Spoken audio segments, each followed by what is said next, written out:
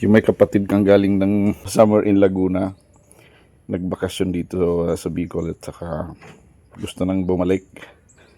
Pero wala tayong ibigay kundi mga produkto sa farm. Ayan o, naka-ready na.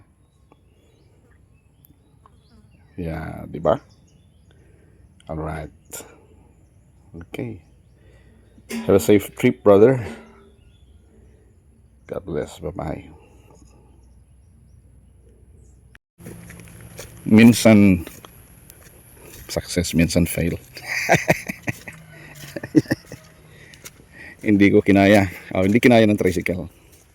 Masyadong madulas. Inabutan ako ng ulan. Pambira. Hindi nadala sa lakas ng loob. Kaya stuck. Masyadong madulas yung paakyat. Bumangga ako sa maliit na kahoy. Kaya na-stuck. Pero kung tuloy-tuloy sana, nakakaakit ako eh. Kaya so sumabit ako sa kahoy.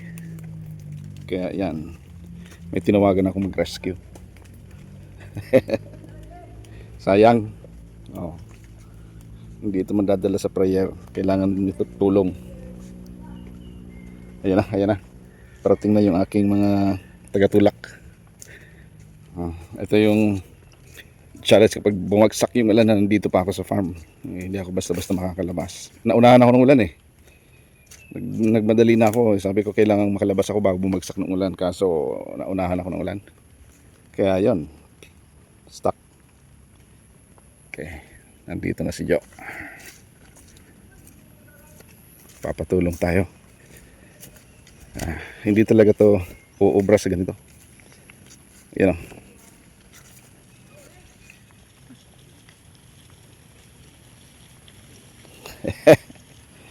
Yan, kung kariton walang problema ka sa tricycle eh.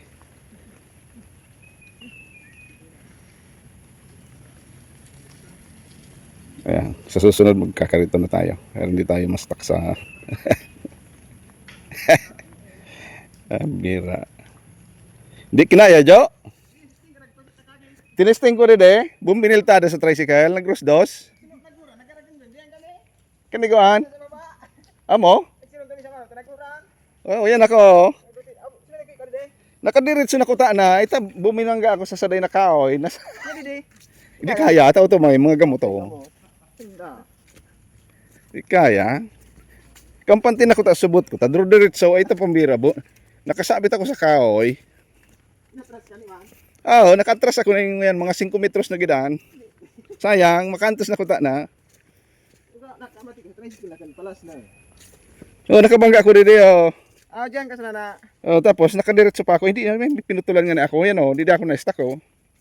Wilo na kita na. Naksuminabit ako dito. Lara niyo na sana. Didi ko ta na sugulong diretso. Change coverall. Ito na. Nakakit na ako. Doon na tayo, palabas na tayo ng highway. Hindi ko na na-videohan yung dalawang nagtulak. Yung palapit kanina, yun na yun. Sige thank you very much. God bless.